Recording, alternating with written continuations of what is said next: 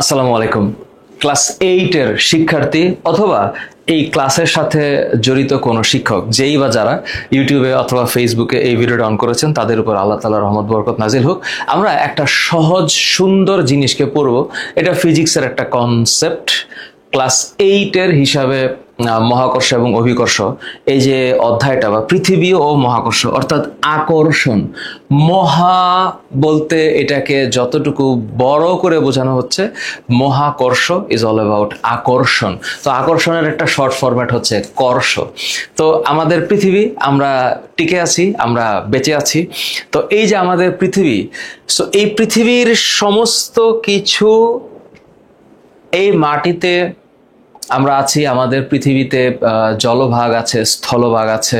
আমাদের এই পৃথিবীতে আমরা যে এখনো পর্যন্ত দাঁড়িয়ে আছি, আমাদের বডির সাথে পৃথিবীর যে আকর্ষণ, পৃথিবীর সাথে অন্যান্য গ্রহ নক্ষত্রের আকর্ষণ, অন্যান্য গ্রহ নক্ষত্রের সাথে তার অন্যান্য গ্রহ নক্ষত্রের যে আকর্ষণ, এই আকর্ষণটা নিয়ে আমরা পড়ব। এবং এখানে ছোট্ট একটা ম্যাথ আছে, একটাই ম্যাথ আছে। এই ম্যাথগুলো আমরা বোঝার চেষ্টা করব। তাহলে আমাদের আজকের ক্লাসের টার্গেট কি? আমাদের আজকের ক্লাসের টার্গেট হচ্ছে আমরা বোঝার চেষ্টা করব অভিকর্ষ কি জিনিস, আমরা বোঝার চেষ্টা করব মহাকর্ষ কি জিনিস। এখন এই যে কর্ষ শব্দটা, এটা মহান আকর্ষণ, অভিকর্ষ, পৃথিবীর সাথে আকর্ষণ, এই শব্দগুলো তোমরা হয়তো তোমরা হয়তো পরিচিত। কিন্তু আমরা এখন একটু চিন্তা করি যে মহাকর্ষ অভিকর্ষের সাথে আমি যদি এখন অভিকর্ষ ত্বরণ চিন্তা করি, হ্যাঁ, এই চ্যাপ্টারের টপিক অভিকর্ষজ ত্বরণ। তারপর এটার সাথে আরো সেন্সিটিভ যে জিনিসটা দরকার, সেটা হলো আমাদেরকে সূত্র পড়তে হবে, নিউটনের মহাকর্ষ সূত্র। এটা খুবই খুবই মজার একটা টপিক, নিউটনের মহাকর্ষ সূত্র, নিউটনের মহাকর্ষ সূত্র। তারপর নিউটনের মহাকর্ষ সূত্র। তাহলে অভিকর্ষ, মহাকর্ষ, অভিকর্ষ ত্বরণ, মহাকর্ষ সূত্রের পরে আমাদেরকে কিছু গাণিতিক সমাধান করতে হবে। গাণিতিক সমাধান এই রিলেটেড করতে হবে, হুইচ ইজ অ্যাবসলিউটলি ইজি। আমাদেরকে এই চ্যাপ্টারে ভর আর ওজনের কনসেপ্ট বোঝা লাগবে। ভর এবং ওজন সহজ জিনিস, কঠিন না, সহজ জিনিস। এবং এই চ্যাপ্টারটা পড়ার জন্য অনেক বেশি পরিমাণে টেনশন করা লাগবে না, সহজ বোঝা যায়, ফিজিক্সের একটা কনসেপ্ট। এবং শেষে আরেকটা টপিক আছে, সেটা হচ্ছে লিফট ও ওজনহীনতা। তাহলে এই যে অভিকর্ষ, মহাকর্ষ, অভিকর্ষ ত্বরণ, লিফটের সাথে ওজনহীনতার যে বিষয়টা, এটা একটু ঠান্ডা মাথায় অধ্যায় আমাদের শেখা লাগবে। তো এখন আমি যদি একটু সহজ ভাষায় চিন্তা করি যে মহাকর্ষ শব্দটা আসছে কিভাবে, বা আমি এটা কিভাবে চিন্তা করতে পারি। কর্ষ, এই শব্দটার টার্মিনোলজিটা হচ্ছে আকর্ষণ। তো আকর্ষণ বলতে এই বিশ্ব জগতের যা কিছু আছে সব কিছু সবার সাথে সবার কানেক্টেড, সবার সাথে সবাই একটা বন্ধনে আবৃত। কেমন? যেমন আমি একটা সিম্পল একটা জিনিস বলি। ধরো এই যে একটা কলম আমার কাছে আছে, তো এই কলমটা আমার হাতে আছে। এখন আমি যদি ওকে ছেড়ে দেই, ও সিম্পলি নিচে পড়ে যাবে। একটু পরে আওয়াজ হয়েছে, তো এখন আমি উঠাইলাম আমার কলম। এটা হলো একটা মর্যাদার জিনিস। আরো একটা জিনিস আছে, ধরো কেমনে বুঝাই, ধরো এই যে এটা, তো ধরো এইটা একটা জিনিস, এটা তোমরা জানো, এটা দিয়ে গুলি বের হয়। তো কোনটা শক্তিশালী? দুইটার মধ্যে এইটা শক্তিশালী বেশি।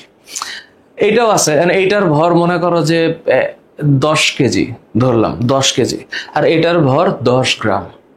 এই যে গ্রাম এবং ভর কেজি হিসাব যে করতেছি, এই দুইটাকে এখন আমি যদি ছেড়ে দেই, দুইটাই মাটিতে পড়বে। এবার ওর সাথে ওর আকর্ষণ আছে, এটা আমরা টের পাই না, আমরা দেখতে পাই না, কিন্তু আছে। তো এখন আকর্ষণ যদি থাকে, এই আকর্ষণটাকে আমরা মহাকর্ষ বলতেছি। তাইলে এই যে আকর্ষণ, তাহলে এটাকে আমি যদি একটু লিখিত রূপে দেই, তাহলে আমি বলবো যে এই বিশ্ব ব্রহ্মাণ্ডের, এই জগতের সকল কিছু, সবার সাথে সবার যে আকর্ষণ, এই জগতের সব মানে সহজ লাইন।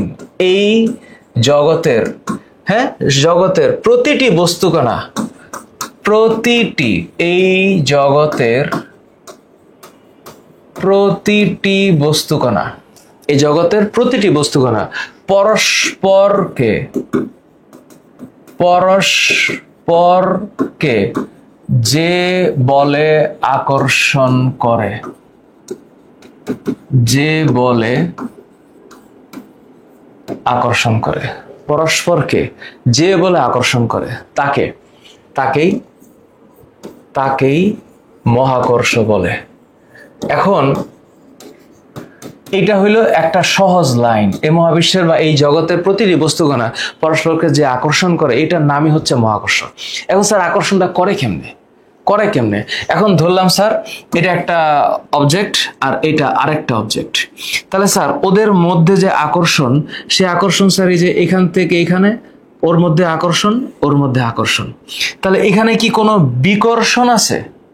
ওরা কি একজন আরেকজনকে অপছন্দ করে নাকি শুধুই আকর্ষণ? এদের মধ্যে শুধুই আকর্ষণ থাকবে, এদের মধ্যে শুধুই আকর্ষণ, এদের মধ্যে শুধুই আকর্ষণ, কোনো বিকর্ষণ নাই,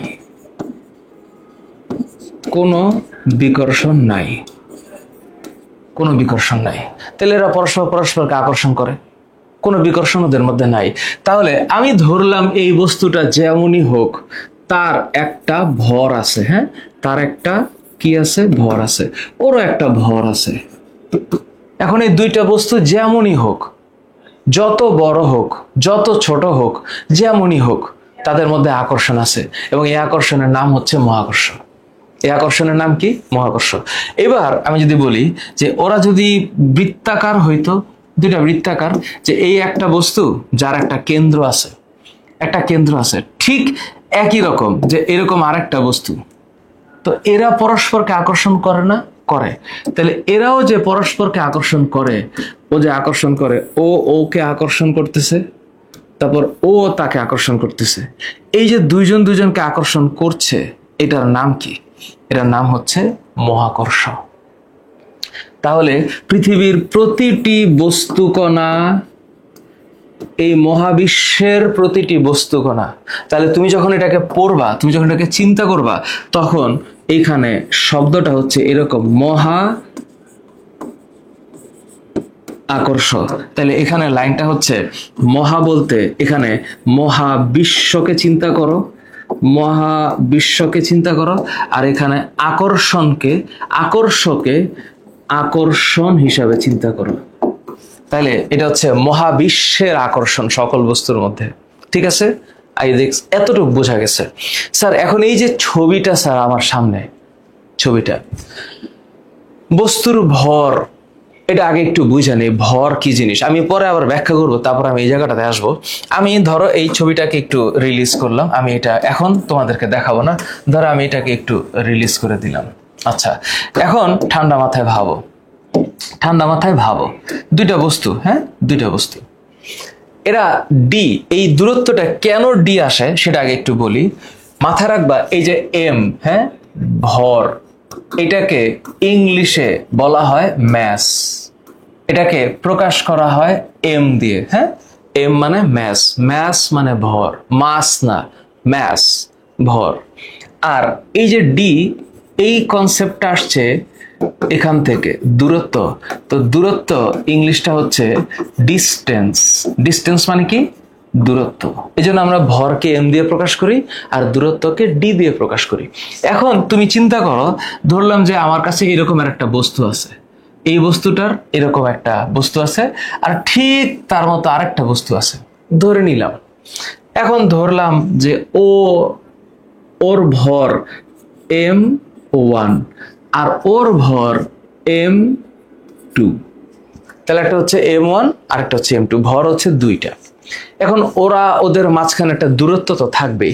আমি ধরে নিলাম যে এই দূরত্বটা, এই যে এই দূরত্বটা আর এই দূরত্বটা, এদের মাঝখানে যে দূরত্বটুকু আছে, মানে এখান থেকে এই পর্যন্ত যে ডিস্টেন্সটা, সেটাকে ডি ধরলাম, ডি মানে ডিস্টেন্স। তাহলে এই ডিস্টেন্সটা কোত্থেকে অবশ্যই মাথায় রাখবা যে তোমরা যদি এই বস্তুটার এই যে স্পর্শক চিন্তা করো আর এটার যদি একটা স্পর্শক চিন্তা করো, মোটেও তোমরা কখনো এইটাকে দূরত্ব চিন্তা করবে না। এটা কখনোই দূরত্ব না, এটা দূরত্ব না। প্রত্যেকটা দূরত্ব হিসাব করতে হবে কেন্দ্র থেকে। তাহলে ওদের মাঝখানে ডিস্টেন্স যতই হোক সেটা কত হতে পারে, সেই ডিস্টেন্স কত হইতে পারে, সেটা 75 সেন্টিমিটার হইতে পারে, সেটা 75 মিলিমিটার হইতে পারে, সেটা 7 মিটার হইতে পারে, হ্যাঁ 7 মিটার হইতে পারে, এটা 5 মিটার হইতে পারে, এটা 0.5 মিটার হইতে পারে, এটা 5.3 সেন্টিমিটারও হইতে পারে। যত ধরনের ডেটা আসুক তোমার সামনে, দূরত্ব যতই হোক, এটার ডিস্টেন্স ডি হবে। এটার যে একটা ভর এনিথিং, এটা হতে পারে 200 গ্রাম, এটাও সম্ভব। এটা হতে পারে 300 গ্রাম, এটাও সম্ভব। এটা হতে পারে 2 কেজি, পসিবল। এটা হতে পারে 3 কেজি, এটাও পসিবল। যা হোক, অ্যাকর্ডিং টু দ্য কনসেপ্ট, নিউটনের মহাকর্ষ সূত্র হচ্ছে যে এরা যখন পরস্পরকে আকর্ষণ করবে, এদের ভরের উপর নির্ভর করবে। তাহলে তুমি লাইনটা মনে রাখো। লাইনটা কি? মহাবিশ্বের প্রতিটি বস্তুকণা পরস্পরকে তাদের কেন্দ্র সংযোগকারী সরল রেখা বরাবর আকর্ষণ করে। আমি আবারও বলি, মহাবিশ্বের প্রতিটি বস্তুকণা তাদের কেন্দ্র সংযোগকারী সরল রেখা বরাবর পরস্পরকে নিজের দিকে আকর্ষণ করে এবং এই আকর্ষণ বলের মান বস্তুকণা দ্বয়ের ভরের গুণফলের সমানুপাতিক এবং মধ্যবর্তী দূরত্বের বর্গের ব্যস্তানুপাতিক। আমি লাইনটা আবারও বলতেছি, এই মহাবিশ্বের প্রতিটি বস্তুকণা পরস্পরকে তাদের কেন্দ্র সংযোগকারী সরলরেখা বরাবর আকর্ষণ করে। এই আকর্ষণ বলের মান বস্তুকণা দ্বয়ের ভরের গুণফলের সমানুপাতিক এবং তাদের মধ্যবর্তী দূরত্বের বর্গের ব্যস্তানুপাতিক। এবার এই লাইনটা একটু বোঝানোর ব্যাপার আছে। তোমরা অনেকেই বলবা, স্যার এটা আমি বুঝতে পারতেছি না, এটা কি? দেখাচ্ছি। ধরো এই যে বল, হ্যাঁ, আর এই যে বল, এই কনসেপ্টটাকে আমরা ইংরেজিতে কি বলি? ফোর্স বলি। আর এটাকে প্রকাশ করি ক্যাপিটাল এফ দিয়ে, ফোর্স, ক্যাপিটাল এফ। তাহলে নিউটনের সূত্র অনুসারে তোমরা জানো যে এফ ইজ প্রপোর্শনাল টু, এটা একটা সম্পর্কের নাম। তাহলে এই সম্পর্কটাকে আমরা উচ্চারণ করি কেমনে? এফ, এটাকে আমরা উচ্চারণ করি is proportional to, proportional to f is proportional to দুইটার ভর m1 m2 m2, দুইটার ভর।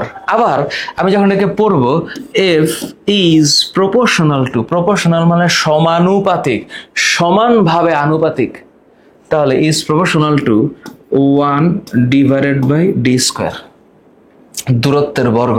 তাহলে এই দুইটা হচ্ছে ভরের গুণফল, দূরত্বের বর্গ। এটার মানেটা কি স্যার? দূরত্বের বর্গের ব্যস্তানুপাতিক কেন বললেন? যখন তোমরা এরকম ভাবে দেখবা তখন মাথায় রাখবা এইখানে একটা শব্দ হবে ব্যস্তানুপাতিক। তাহলে এই ব্যস্তানুপাতিক শব্দটার মানে হচ্ছে উল্টা। এই যে ব্যস্ত, এই শব্দটাকে তোমরা যেভাবে চিন্তা করো, এটা হচ্ছে উল্টাভাবে আনুপাতিক। তার মানে হইল এখানে যদি ডি বাড়ে, ডি এর মান বাড়ে, তাইলে এফ এর মান কমবে। তাহলে এখানে সোজা বাংলায় তুমি যেই লাইনটা ধরতে পারো সেটা হচ্ছে দূরত্ব বাড়লে বল কমবে। এইটাকে বলা হয় উল্টাভাবে ব্যস্তানুপাতিক। তাহলে ডি এর মান যদি বাড়ে, এফ এর মান কমবে। ডি এর মান যদি বাড়ে, এফ এর মান কমবে। আর যদি ডি এর মান কমে, তাহলে এফ এর মান বাড়বে। তাহলে ডি এর সাথে এফ এর সম্পর্কটা হচ্ছে উল্টা। তাহলে যদি ডি বাড়ে, যদি ডি, এখন আমি কনসেপ্ট আরেকটু তোমাদের বুঝাই। তাহলে আমি জানি আমার কাছে যখন অপশন আসবে আমি খুব ভালো মতো বলতে পারবো যে সূত্রটা হচ্ছে এইটা, হ্যাঁ। এখন আমি আসি, মাঝখানে জি কোত্থেকে আসলো? এই সূত্রটাতে যাওয়ার আগে এইখানে একটা সমানুপাতিক চিহ্ন বসাইছি, তাহলে জি কিভাবে আসলো তা বলতেছি।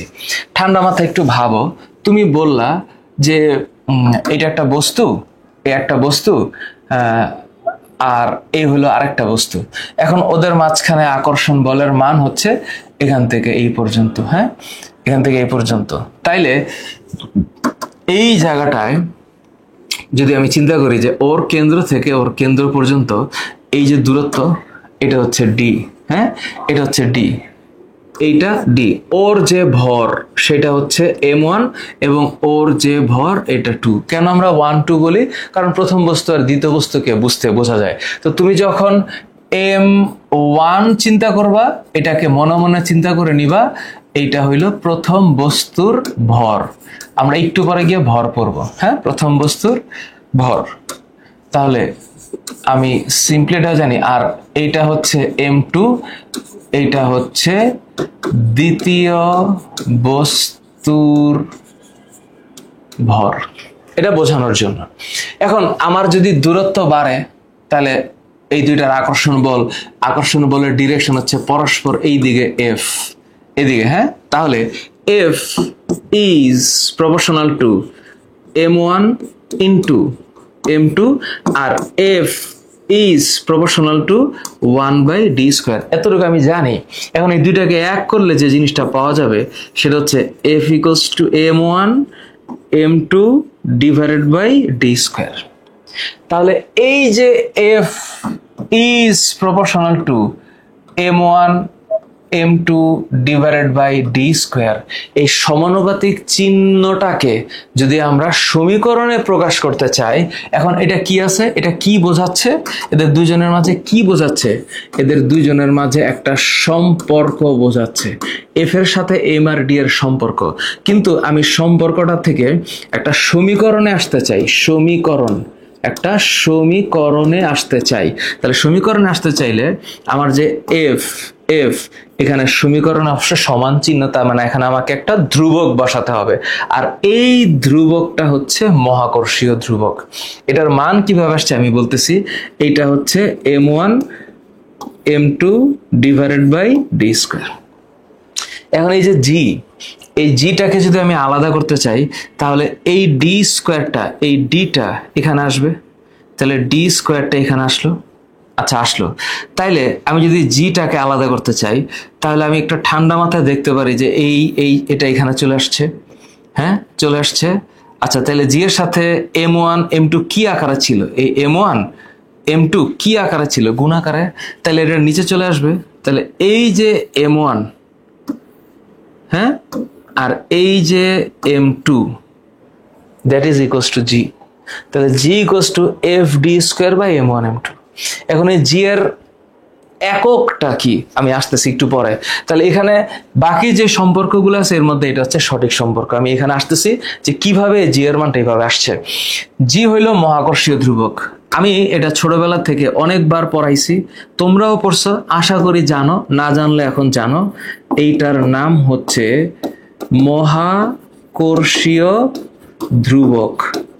আর তোমরা ধ্রুবক মানে কি যারা জানো না, ধ্রুবক মানে হইল, ধ্রুবক এটার ইংলিশ হচ্ছে কনস্ট্যান্ট, যার মানের কোনো পরিবর্তন হয় না। তাহলে ধ্রুবক এইটার ইংলিশ হচ্ছে কনস্ট্যান্ট। কনস্ট্যান্ট শব্দটার মানে হচ্ছে যার মান পরিবর্তন হয় না, যার মান পরিবর্তন হয় না, যার মান পরিবর্তন হয় না। তাহলে এটাতে মহাকর্ষীয় ধ্রুবক। এটার মান কত আসে জানো?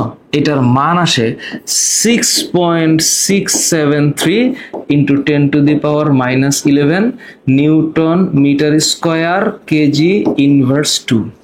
এখন এত বড় জিনিস দেখে তোমরা আবার টেনশন করো না, টেনশন করো না। আমি একটু পর কনসেপ্ট আকারে যাচ্ছি। বস্তুর ভর বৃদ্ধির সাথে সাথে, তাহলে তুমি একটু আগে বললা যে f is proportional to m1 m2। তাহলে যখন m1 এবং m2 এর গুণফল এটা বাড়বে, এটা যখন বাড়বে তাহলে সম্পর্ক অনুসারে f বাড়ার কথা, m1 m2 আরো বাড়বে তাহলে f আরো বাড়বে, m1 m2 কমবে তাহলে f কমবে।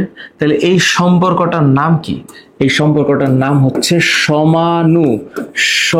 সমানুপাতিক সম্পর্ক।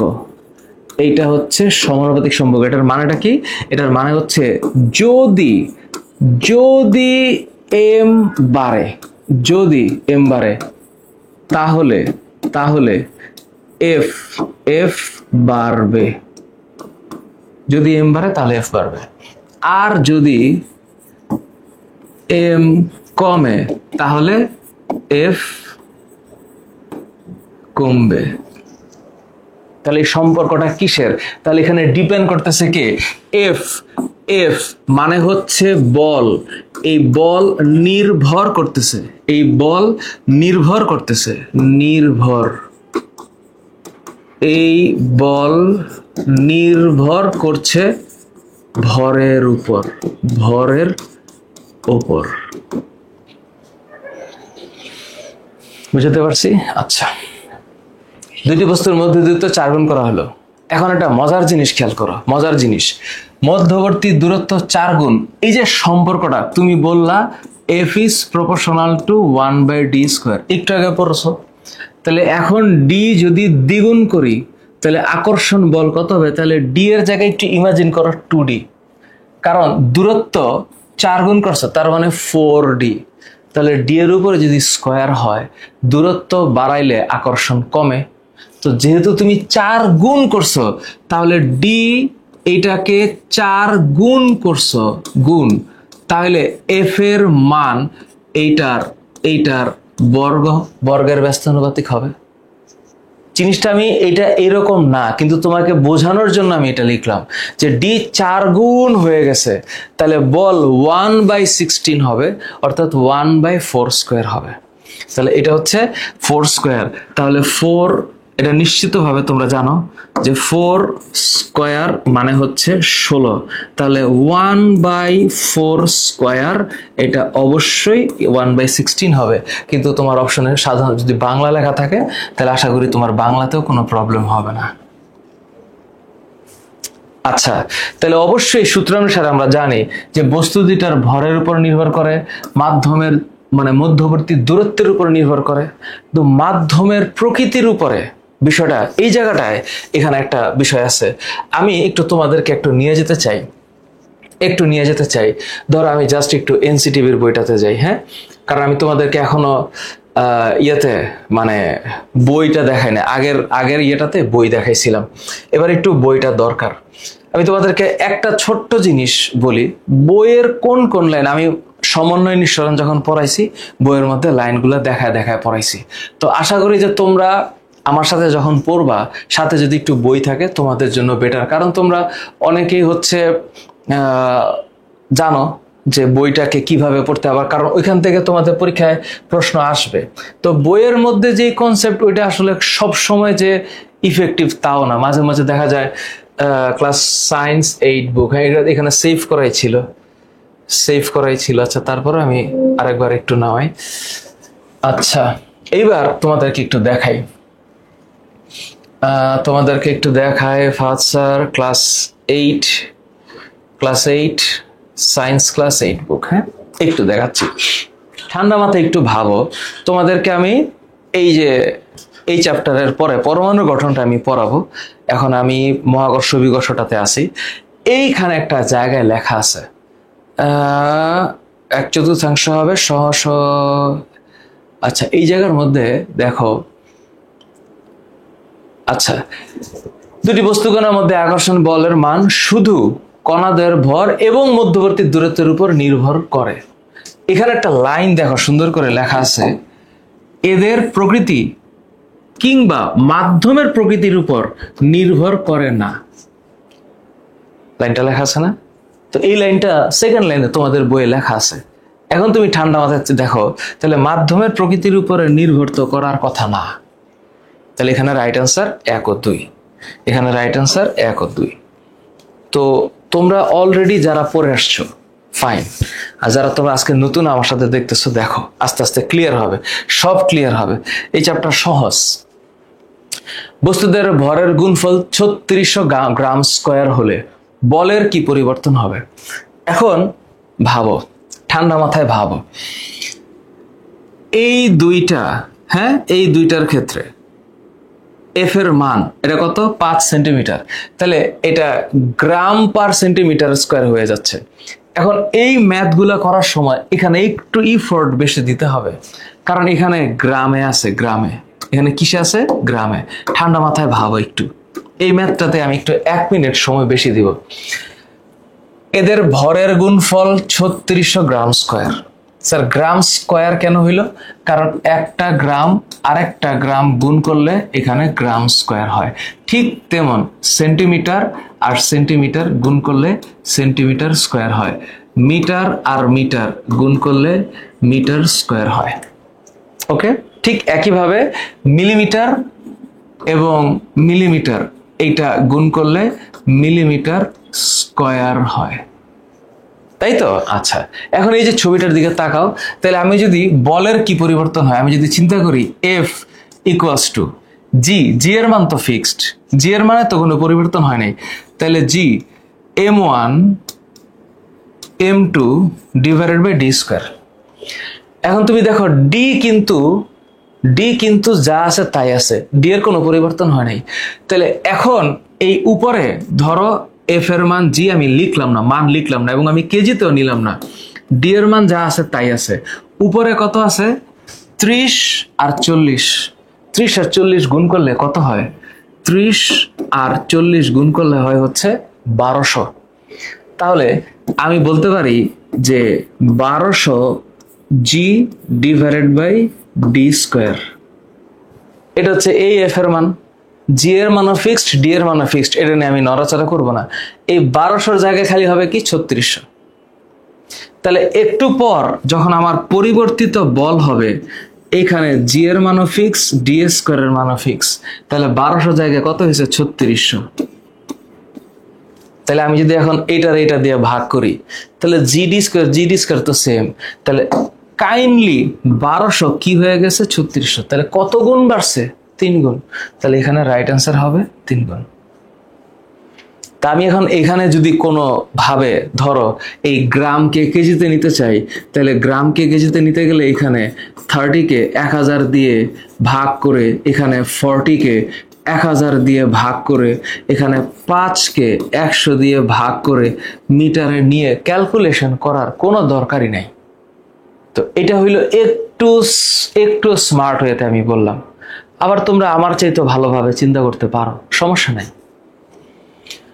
তাহলে স্যার এখন একটু আগে আমি যে স্যার জি এর কনসেপ্টটা বললাম, ওইখানে একটা খেলা বাকি আছে, ওই জায়গাটা আমি একটু তোমাদেরকে আরেকটা রিকোয়েস্ট করব যে তোমরা একটু ঠান্ডা মাথায় এই যে কনসেপ্টটার কথা বললাম না, এখানে কই যেন কনসেপ্টটার কথা বললাম, এই যে এখানে যে কনসেপ্টটার কথা বললাম, এখানে আরেকটা কথা আমার বলতে হবে, আমি এখন একটু বলতে বাধ্য হচ্ছি। এই জায়গাটায় খেয়াল করো, এই জায়গাটায় খেয়াল করো। আরেকটা কনসেপ্ট আমি তোমাদেরকে এখানে দেই, ঠান্ডা মাথায় ভাবো। এটা তো এখানে আছে, এটা এখানে আছে। আচ্ছা, এই জায়গায় আমি একটু তোমাদেরকে আরেকটা কনসেপ্ট দিই। ধরো আমি এটাকে একটু বাদ দিলাম, হ্যাঁ, এটাকে একটু বাদ দিলাম, এই ক্যালকুলেশনগুলোকে আমি একটু নতুন ভাবে করতে চাই, হ্যাঁ, এই ক্যালকুলেশনগুলো। এবং তোমাদের জন্য একটা ছোট্ট কনসেপ্ট আছে। তোমরা এফ এর মান যে 6.673 10⁻11 আসলো, এটাকে কিভাবে দেখতেছো, এটা কিভাবে চিন্তা করতেছো আমি একটু বলি। যেমন ধরো ঠান্ডা মাথায় বলি, সে ফর এক্সাম্পল এইটা একটা বস্তু, এটা একটা কেন্দ্র আছে, ঠিক ওর আরেকটা বস্তু এখানে। এখন আমি স্যার কনফার্ম যে আমি এখান থেকে ডিস্টেন্স কাউন্ট করতেছি, একদম এখান থেকে ডিস্টেন্সই কাউন্ট করতেছি, এবং স্যার এই ঠিক এখান থেকে আমার যে ডি, এখান থেকে আমার যে ডি, এটা হচ্ছে আমার ডিস্টেন্স। আচ্ছা, মানলাম। এখন স্যার এই জি এর মানটা আসছে কেমনে? আপনি একটু আগে কি বললেন sir? F is proportional to m1 into m2, f is proportional to 1/d square। তাহলে f is proportional to m1 m2 গুণফল ডিভাইডেড বাই d square। তাহলে সমানুপাতিক চিহ্ন উঠাইতে গেলে g এর মান এইভাবে আসতে হবে, এতে করে কোনো সন্দেহ নাই। এখন স্যার আমি যদি g এর মান চাইতাম, তাহলে এই g এর মানটা কিভাবে বাইর হয়? তাহলে g হচ্ছে f d square divided by m1 m2।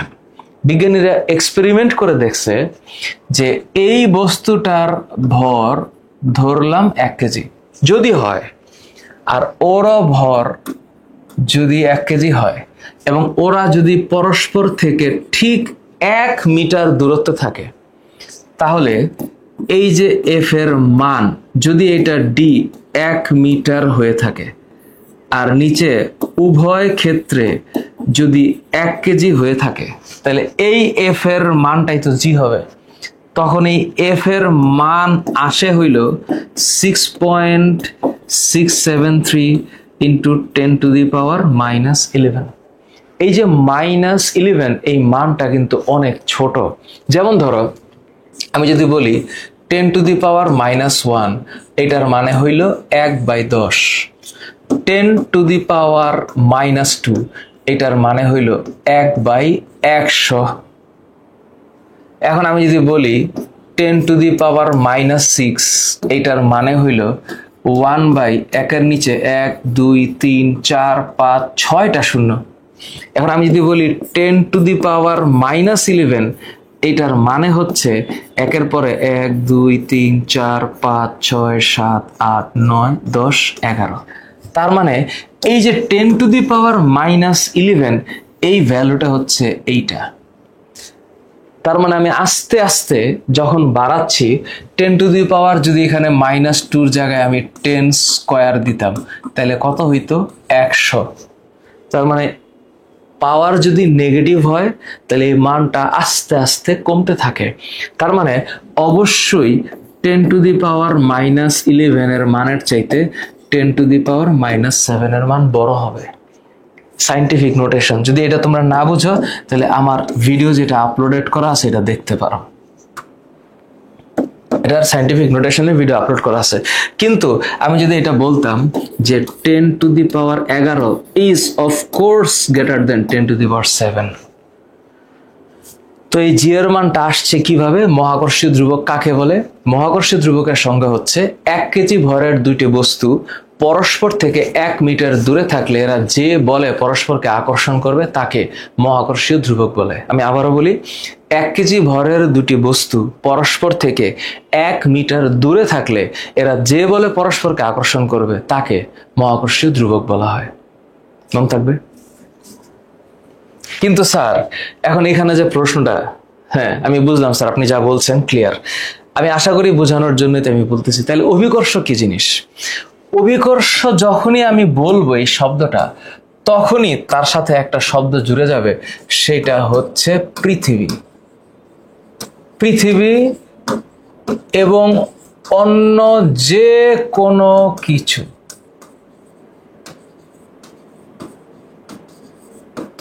পৃথিবী এবং অন্য যে কোনো কিছু, পৃথিবী এবং অন্য যে কোনো কিছুর মধ্যে আকর্ষণ।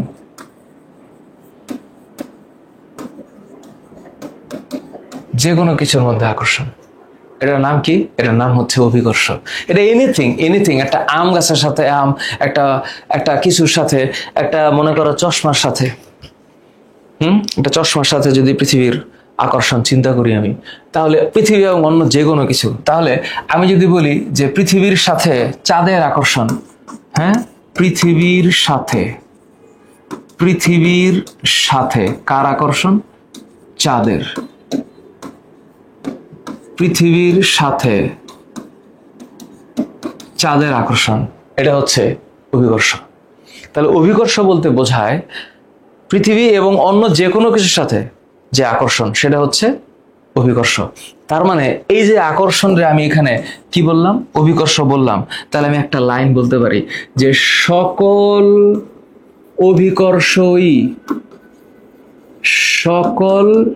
অভিকর্ষই মহাকর্ষ, কিন্তু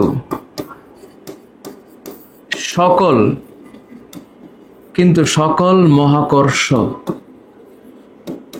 অভিকর্ষ নয়। সকল মহাকর্ষ অভিকর্ষ নয়। হঠাৎ করে চশমাটা পরে তো ভালোই লাগতেছে। অভিকর্ষ নয়। তার মানে কি? এখন মনে করো পৃথিবীর সাথে মঙ্গল গ্রহের যে আকর্ষণ, সেটা অভিকর্ষ এবং সেটা মহাকর্ষ। মঙ্গল গ্রহের সাথে চাঁদের যে আকর্ষণ, সেটা কেবলমাত্রই মহাকর্ষ, সেটা অভিকর্ষ না। এখন আমি যদি বলি যে এই পাশে হইল পৃথিবী, হ্যাঁ, পৃথিবী। তাহলে পৃথিবীর সাথে আকর্ষণ হইল কার? চাঁদের। আবার চাঁদের সাথে আকর্ষণ কার? মঙ্গলের। মঙ্গলের।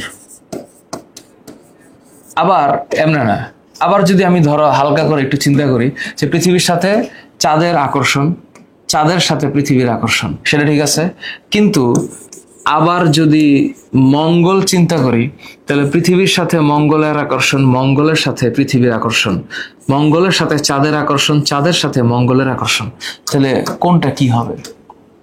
তাহলে অবশ্যই মাথায় রাখবা, যখন পৃথিবীর সাথে মঙ্গলের কথা বলতেছি, পৃথিবীর সাথে চাঁদের কথা বলতেছি, উভয় ক্ষেত্রে এইটা অভিকর্ষ। তাহলে পৃথিবীর সাথে যখন আমি মঙ্গলের কথা বলতেছি এটা অভিকর্ষ, কিন্তু এই মামুর বেটা মঙ্গলের সাথে চাঁদ এটা মহাকর্ষ, এইটা মহাকর্ষ, কিন্তু কিন্তু অভিকর্ষ নয়, অভিকর্ষ নয়। বুঝাতে পারলাম? বুঝাতে পারলাম? সহজ জিনিস, চিন্তার কোনো কারণ নেই, সব সহজ। তাহলে স্যার এটা কেমনে আসছে? অভিকর্ষ ত্বরণটা কি স্যার? ত্বরণ, আচ্ছা আগের একটু বুঝি। স্যার ত্বরণ এই শব্দটার মানে হইল, ত্বরণ মানে হইল বেগ পরিবর্তনের হার, হ্যাঁ, বৃদ্ধির হার বইল না, পরিবর্তনের হার। পৃথিবীতে হার শব্দের মানে হইল একক সময়ে যা হয়। তো এখন স্যার এই ত্বরণ তো দুই রকম, ত্বরণ দুই রকম, একটা হচ্ছে ধনাত্মক ত্বরণ, হ্যাঁ, আরেকটা হচ্ছে স্যার ঋণাত্মক ত্বরণ, ঋণাত্মক।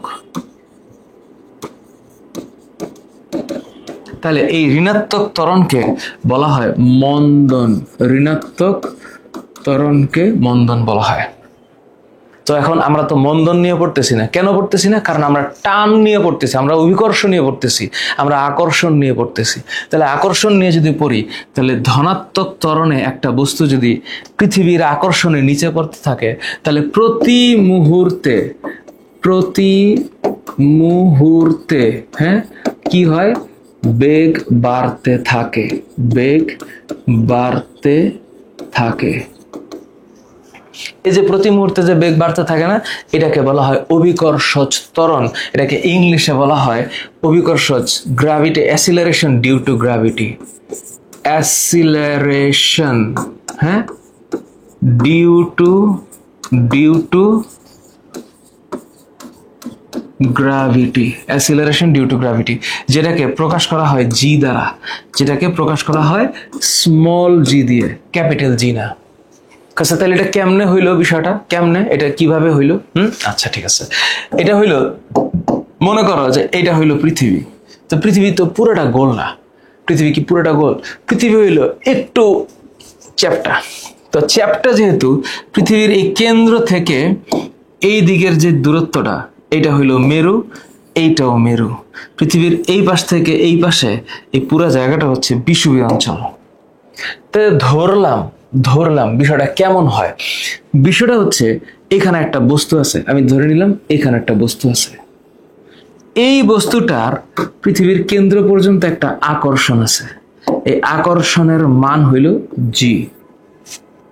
কেমনে? এটা ওজন আছে, ওজন। এই আকর্ষণটা হচ্ছে এই বস্তুটাকে পৃথিবী তার নিজের কেন্দ্রের দিকে আকর্ষণ করতেছে।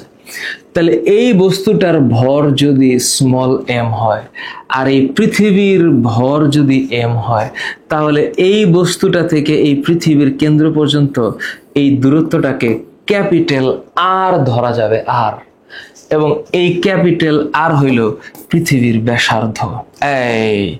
এইবার হবে আসল খেলা, পৃথিবীর ব্যাসার্ধ, এবং এই মানটা ৬৩৭১ কিলোমিটার, অথবা ৬৩৭১ 3টা শূন্য মিটার, এবং এই মানটা কিন্তু ফিক্স না, এই মানটা ফিক্স না। তাহলে স্যার এই জি এর মানটা কিভাবে বের করব আমি? তাহলে ওদের দুইজনের মধ্যে একটা আকর্ষণ বল আছে না, আকর্ষণ বল আছে। এই আকর্ষণ বল বাইর করতে হবে এইভাবে যে, স্যার আপনি একটু আগে কোন ছবিটা আঁকাইলেন স্যার? এই যে এটা পৃথিবী স্যার, পৃথিবীর উপর একটা বস্তু আছে, এই বস্তুটা পৃথিবীর কেন্দ্র বরাবর আকর্ষণ হচ্ছে। তাহলে এইটা স্যার উপর থেকে নিচে পড়তে থাকলে, অথবা স্যার আমি একটু এটাকে চিন্তা করার জন্য একটু উপরে উঠাইলাম, তাহলে স্যার এটা উপর থেকে নিচে পড়তে থাকবে। তো নিচে পড়তে থাকলে স্যার এটা কোন ত্বরণে নামবে? জি ত্বরণে নামবে, জি ত্বরণে নামবে। তো জি মানে হচ্ছে অভিকর্ষ ত্বরণ। স্যার এটা কত স্যার? এটা হইলো কত? এই জি বের করার বুদ্ধিটা হচ্ছে ওদের দুইজনের মধ্যে যে আকর্ষণ সেটা হচ্ছে এফ ইকুয়ালস টু পৃথিবীর ভর ইন্টু বস্তুর ভর ডিভাইডেড বাই ওদের মাঝখানে যে দূরত্ব সেটা হচ্ছে আর। আর যেহেতু এটা ব্যাসার্ধ, তাহলে ব্যাসার্ধের বর্গ। এখন স্যার এই বস্তুটা থেকে পৃথিবীর কেন্দ্র থেকে এত দূরে স্যার, এটারে আসলে পৃথিবীর কেন্দ্র যদি এটা চিন্তা করি, তাহলে এইটা একদম যে ওর পৃথিবীর কেন্দ্র থেকে যে ডিস্টেন্সটা, এই ডিস্টেন্সটাকে পৃথিবীর ব্যাসার্ধ ধরা যায় স্যার। তাহলে এই যে এইটা হইল তার আকর্ষণ। এবার ও কি ওজনে পৃথিবীর কেন্দ্রের দিকে আকর্ষিত হবে? এই এফ হচ্ছে স্যার বস্তুর, এই এফ হচ্ছে বস্তুর ওজন, which is equals two mg। তাহলে স্যার এই এফ ইকুয়ালস টু mg, উপরে হচ্ছে এইখানে এখন স্যার জি আসবে, কারণ এই যে এই সমীকরণে আমি আগে জি দেই নাই, এখানে এখন একটা জি আসবে, তাই না? ক্যাপিটাল জি, এটা হচ্ছে এই যে মহাকর্ষীয় ধ্রুবক। তাহলে এখন আসবে G M M by R square. এখন এই যে বস্তুটা এখানে ছিল, এই বস্তুটার ভর কত ছিল? M, small M. আর পৃথিবী যে একটা বিশাল জিনিস, এইটার ভর হচ্ছে ক্যাপিটাল এম। পৃথিবীর ভরও মাপা যায়, এটা একটু তোমাদেরকে লিখে দিই, 5.98 ইন্টু 10⁻27 কেজি আসতেছি। তাহলে এখানে দেখো এই এম কাটা কাটা, তাহলে বাকি থাকতেছে G equals to G M divided by R square. এইটা হইল অভিকর্ষজ ত্বরণের রাশিমালা। এই যে এইটা অভিকর্ষজ ত্বরণের রাশিমালা, অভিকর্ষজ ত্বরণ। ঠিক আছে, ত্বরণ কি জিনিস? একটা বস্তুকে উপর থেকে ফেলাতে থাকলে প্রতি মুহূর্তে তার বেগ বাড়তে থাকবে। তো প্রতি মুহূর্তে যদি তার বেগ বাড়তে থাকে একটা বস্তুকে উপর থেকে নিচে ফেলালে, এইটা যে ত্বরণে নামবে সেটা অভিকর্ষের কারণে প্রাপ্ত ত্বরণ, এবং তার নাম অভিকর্ষজ ত্বরণ। তাহলে অভিকর্ষজ ত্বরণকে কি দ্বারা প্রকাশ করা হয়? জি দ্বারা। এবং এই ভ্যালুটা এক এক জায়গায় এক এক রকম। এটার আদর্শ মান হচ্ছে 9.80665 মিটার পার সেকেন্ড স্কোয়ার। খুব খেয়াল। G M by R square metre per second square. কেন? এই যে জি এর মান প্রতি মুহূর্তে জি এর মানের পরিবর্তনটা বা সময়ের সাথে যে বাড়তেছে ত্বরণটা, এটা মিটার পার সেকেন্ড স্কোয়ার। এটা কিসের ভ্যালু? এটা হচ্ছে আদর্শ মান। এটা একটু প্লিজ মাথায় রাখো, তোমাদেরকে একটু মাথায় রাখতে হবে। এটা হচ্ছে ক্রান্তীয় অঞ্চলে। তো ক্রান্তীয় অঞ্চলটা কি? ক্রান্তীয় অঞ্চলটা হইল যে ধরো এটা হচ্ছে পৃথিবী, তো পৃথিবীর কেন্দ্র থেকে এই বরাবর এটা হচ্ছে বিষুবীয় অঞ্চল, এই বরাবর হচ্ছে মেরু অঞ্চল, ঠিক এমনি বরাবর হচ্ছে ক্রান্তীয় অঞ্চল। 45 ডিগ্রি অক্ষাংশে, 45 ডিগ্রি। সো আমি যদি এখানে একটা 45 ডিগ্রি কোণ চিন্তা করি, তাহলে এই এলাকাটা হবে বিষুব এলাকা, এই এলাকাটা হবে মেরু এলাকা, এই এলাকাটা হবে ক্রান্তি এলাকা। তাহলে তুমি যদি জি এর মান চিন্তা করো, এটা কেন এরকম হচ্ছে? কারণ হচ্ছে, একটু ঠান্ডা মাথায় ভাবো, এখানকার যে ব্যাসার্ধ R1 মেরু অঞ্চলে, আর বিষুব অঞ্চলের যে ব্যাসার্ধ R2, আর এখানকার যে ব্যাসার্ধ R3, এগুলো তিনজনের মধ্যে একটা ভালোবাসার সম্পর্ক আছে। সেটা হচ্ছে R2 এর মান সবচেয়ে বেশি, তারপরে R3 এর মান, তারপরে R1 এর মান। যেহেতু পৃথিবী সব ক্ষেত্রে একরকম সুষম গোল না, তো এই যে আর এর মানের পরিবর্তন হয়, ব্যাসার্ধ পরিবর্তিত হয়, ব্যাসার্ধ পরিবর্তন হয় যে, তাই জিও চেঞ্জ হয়, জি চেঞ্জ হবে। এই কারণে ওই যে বিষুবীয় অঞ্চলে এই যে জি এর মান সবচেয়ে বেশি হচ্ছে মেরু অঞ্চলে 9.8321 মিটার পার সেকেন্ড স্কোয়ার। এটা কেবলমাত্র কোন অঞ্চলে?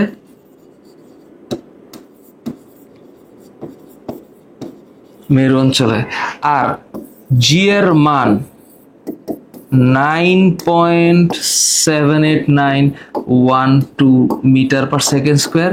এটা কোন অঞ্চলে? এটা হচ্ছে বিষুবীয় অঞ্চলে। কোন অঞ্চলে? বিষুবীয় অঞ্চলে। আর আদর্শ মান হচ্ছে 9.80665। তোমরা ঠান্ডা মাথায় এই তিনটা যে ভ্যালু এটা মাথায় রাখো এবং এখানের দিকে একটু তাকাও, এখানে একটু তাকাও।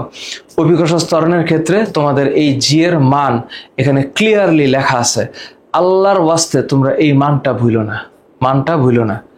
এই মানটা কোথায় লেখা আছে? এই যে এখানে, এখানে প্লিজ এটা ভুলো না। এখানে হচ্ছে এই মানে একটা সুন্দর ভ্যালু দেওয়া আছে, হচ্ছে কোথায় জানো? 9 জি এর মানের একটা ভ্যালু দেওয়া ছিল না? আমি কি আগে চলে গেলাম? এই যেখানে জি এর ব্যাখ্যাটা দেওয়া আছে বিষুবীয় অঞ্চলে জি এর মানের ব্যাখ্যাটা, নাকি আমি লাইনটা মিস করতেছি? কোন এক জায়গায় জি এর মানের 789 দেওয়া ছিল, 78 মিটার পার সেকেন্ড স্কয়ার। এই যে দেখো, ওরা পরের দুইটা ডিজিটের পরে আর যায় নাই। মেরু অঞ্চলে জি এর মান 9.83, এটা মাথায় রাখবা।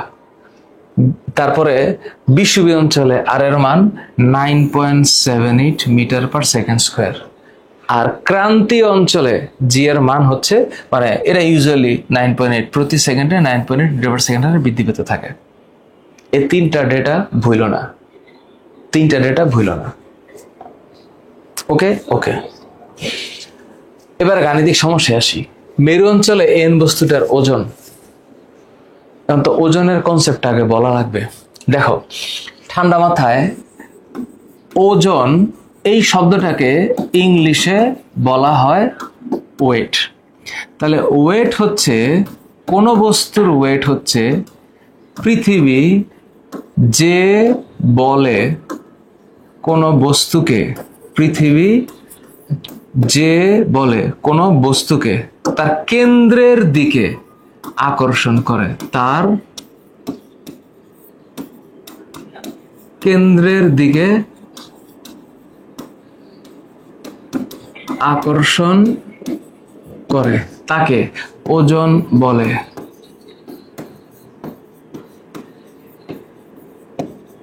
তাকে ওজন বলে। আচ্ছা, এবার ওজন হচ্ছে W which is equal to m R g এর গুণফল। তার মানে এটার আবার একটু কনসেপ্টে ঢুকবো একটু পরে।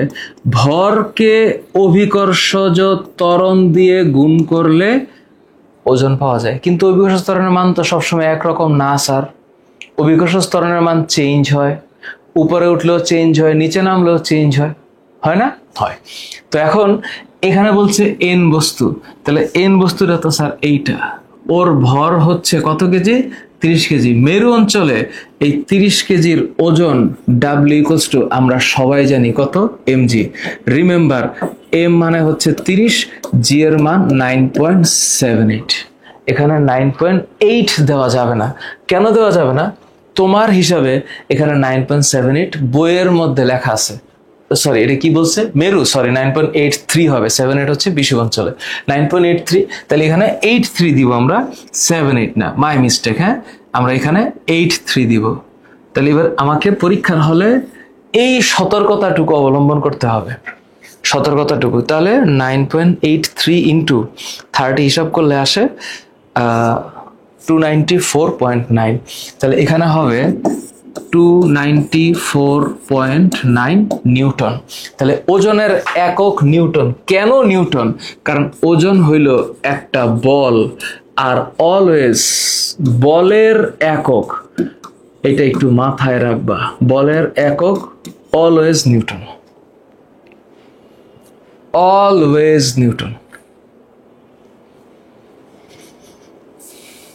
এবার আসি এন এবং পি। ঠান্ডা মাথায় ভাবো 40 কেজি 30 কেজি, দূরত্ব কত 4 মিটার। তাহলে ওদের যে বল F = g, হ্যাঁ, বস্তুর আকর্ষণ বলের মধ্যে কোনটি বেশি হবে? কোনটি বেশি হবে? দেখো F = g, তাহলে আমি সূত্র অনুসারে জানি m1 m2 /d²। আবার এদের দুইজনের মধ্যে আমি জানি হচ্ছে, ধর আমি ধরলাম এটা প্রথম বল, এটা দ্বিতীয় বল, তাহলে এইটা হচ্ছে g m1 m2 /d²। এখন ধরো একটা মজার জিনিস, আমি যদি ধরতাম এটা m1, তাহলে এই দূরত্বটাকে ধরতাম d1, যেহেতু একই জাতীয় দুই ধরনের রাশি আছে। তাহলে এইটাকে ধরতাম m2, এইটাকে ধরতাম m3, তাহলে এই দূরত্বটা হচ্ছে t2। আচ্ছা d1, তাহলে এটা d1 হবে, তাহলে এটা 1 আর 2 এর সাথে, কিন্তু এইটা d2 হবে এটা 2 আর 3 এর সাথে। তাইলে আমাদের এই 1টা বাদ দিয়া 2টাকে এখানে আইনা আমাকে 3টা লিখতে হবে। এটা হলো আদর্শভাবে।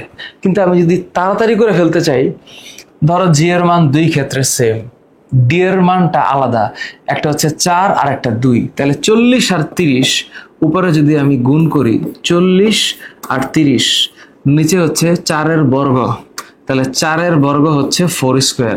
ধরো এখানে জি গুণ আছে, এইখানেও জি গুণ আছে, কিন্তু উপরে হচ্ছে 30 আর 35, তাহলে 30 আর 35, নিচে হচ্ছে কত 2, তাহলে 2 এর বর্গ।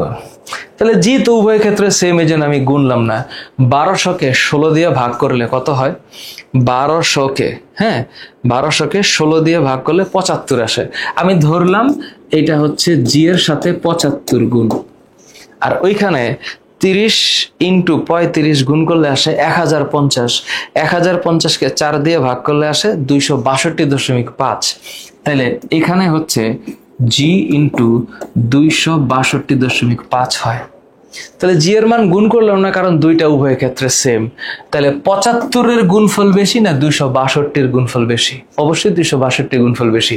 তাহলে আমি বলবো এন ও পি এর আকর্ষণ বেশি। এন ও পি এর আকর্ষণ বেশি। ইজি, সোজা না? সোজা, পড়ালেখা সোজা। শান্তি মতো করতে পারলে অভিকর্ষ ত্বরণের একক জি = gm/² অবশ্যই m/s²। জি এর মান 9.8 m/s²। এটাকে উচ্চারণ করবে এইভাবে, মিটার পার মানে হচ্ছে প্রতি, m/s²। এটাকে উচ্চারণটা করবা তোমরা এইভাবে, বা তুমি চাইলে এটাকে বলতে পারো ms⁻²। এই যে ms, এটাকে উচ্চারণ করতে পারো এইভাবে ms⁻², যেভাবেই হয় m/s², আমরা এটা বলি, তাহলে একক m/s²। ওকে, মেরু অঞ্চলের জি এর মান আমার একদম মুখস্থ, কোনো কথা নাই। মেরু অঞ্চলের জি এর মান আমার মুখস্থ 9.83, কোনোভাবে মিস করা যাবে না। পৃথিবীর কোন অঞ্চলে অভিকর্ষ ত্বরণের মান 9.78? অবশ্যই বিষুবীয় অঞ্চলে, 9.78 বিষুবীয় অঞ্চলে। আচ্ছা, 2000 গ্রাম, তাহলে 2000 গ্রাম ভরের একটা ব্যাট হাত থেকে নিচে পড়ে গেছে, মনির ব্যাটের ওজন কত? তাহলে যখন ওজন চাইবে, ওজনের কনসেপ্ট হচ্ছে আমরা জানি যে ভরকে অভিকর্ষজ ত্বরণ দিয়ে গুণ করতে হয়, এটাই তো আমরা জানি, অভিকর্ষজ ত্বরণ দিয়ে গুণ করতে হয়। তাহলে আলটিমেটলি এই ভর হচ্ছে 2000 গ্রাম, বাট এই 2000-কে 1000 দিয়ে যদি আমি ভাগ করি তাহলে আমি কেজি পাবো, তার মানে এটা হলো কেজি। যে কোনো ভর যদি গ্রামে থাকে তাকে কেজিতে কনভার্ট করতে হবে। তাহলে এই 2 এর সাথে 9.8 গুণ করলে এটা 19.6 নিউটন হয়, আর ওজনের একক নিউটন। 19.6 নিউটন। আচ্ছা, ঠিক আছে। এখন পড়ে গেল, তো পড়ে যাওয়ার কারণ অবশ্যই অভিকর্ষজ ত্বরণ, অবশ্যই মহাকর্ষ বল, আর যেহেতু এটা পৃথিবীর আকর্ষণ, তাহলে সেটা পৃথিবীর আকর্ষণটাই মহাকর্ষ বল, কারণ সকল অভিকর্ষ। তাহলে মাথায় রাখবা এইখানে লাইনটা হচ্ছে সকল অভিকর্ষই মহাকর্ষ।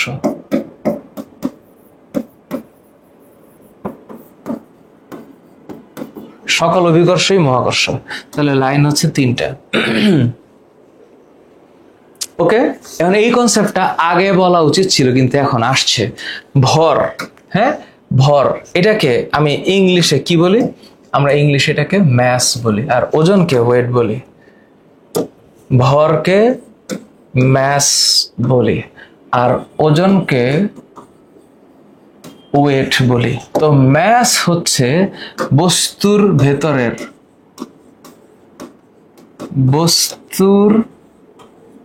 ভেতরের মোট পদার্থের পরিমাণ।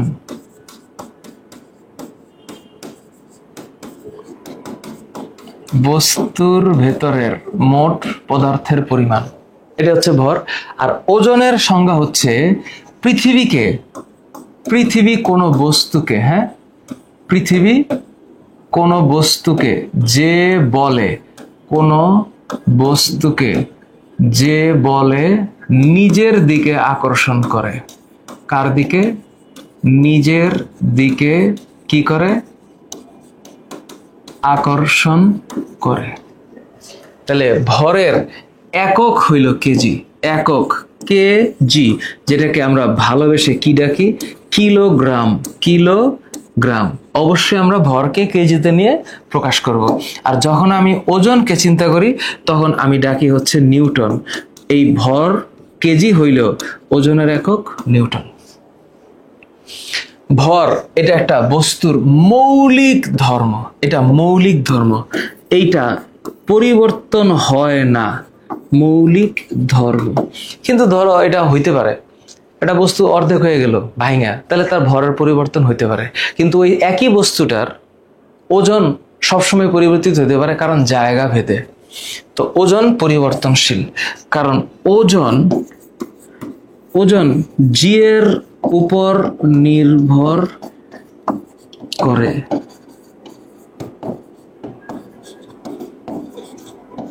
ওজন জি এর উপর নির্ভর করে।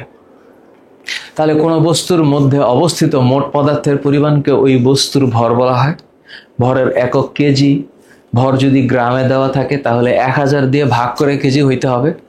আর কোনো বস্তুকে পৃথিবী তার কেন্দ্রের দিকে যে বলে আকর্ষণ করে তাকে ওই বস্তুর ওজন বলা হয়। ওজনের একক নিউটন। ভর ওজনের সম্পর্ক কি?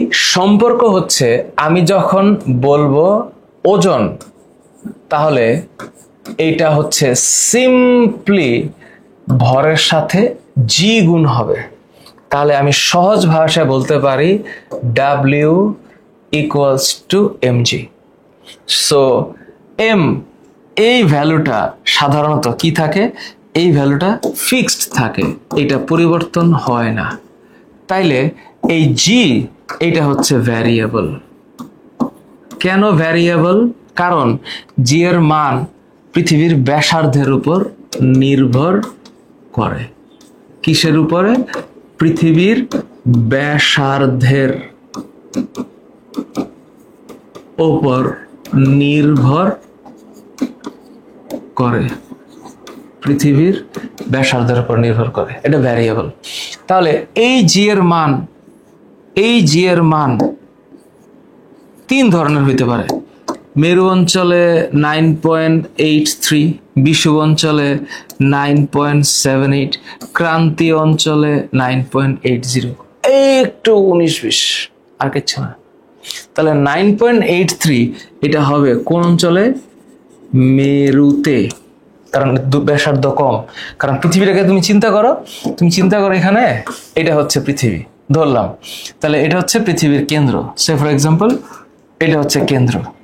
এখন এই কেন্দ্র থেকে এখানকার যে দূরত্ব, এই দূরত্বটা হচ্ছে একটা ডিস্টেন্স।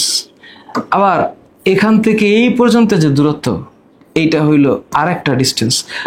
অবশ্যই R2 এর মান R1 এর চাইতে বেশি। তাহলে যখন দূরত্ব বেশি হয় তাহলে এখান থেকে এই জায়গার আকর্ষণ বলটা কম হওয়ার কথা। তাহলে এখানে এই এলাকায় যেহেতু ডিস্টেন্স বেশি, তাহলে জি এর মান কম। আর এখানে যেহেতু ডিস্টেন্স কম, তাহলে জি এর মান বেশি, আর জি এর মান বেশি হলে বস্তুর ওজনও বেশি। এখানে যেহেতু জি এর মান কম, বস্তুর ওজনও কম। ওকে, এখন স্যার পরীক্ষায় যদি এমন প্রশ্ন আসে যে পিওকে দুটি বস্তুর ভর যথাক্রমে এত কেজি, দূরত্ব 200 সেন্টিমিটার, চাঁদে বস্তুর ওজন কত? এই স্যার হঠাৎ করে এখন আবার চাঁদে চলে গেলেন কেন স্যার? মনে করো যে স্যার এটা হইলো আমার পৃথিবী, আর চাঁদ মামা টিপ দিয়ে যা, চাঁদের কপালে চাঁদ টিপ দিয়ে যা। চাঁদ মামা তো স্যার পৃথিবী থেকে মনে করেন মেলা দূরে আছে, হ্যাঁ মেলা দূরে এইখানে আছে। তাইলে স্যার এত উপরে যে স্যার আছে, তাহলে স্যার ওইখানে জি এর মানটা কি স্যার বেশি হবে না কম হবে? চাঁদে জি এর মান কম হয়, পৃথিবী পৃষ্ঠ থেকে উপরে উঠলেই জি এর মানটা কম হবে। এবং এইখানে চাঁদে জি এর মান হচ্ছে 1.63 মিটার পার সেকেন্ড স্কোয়ার।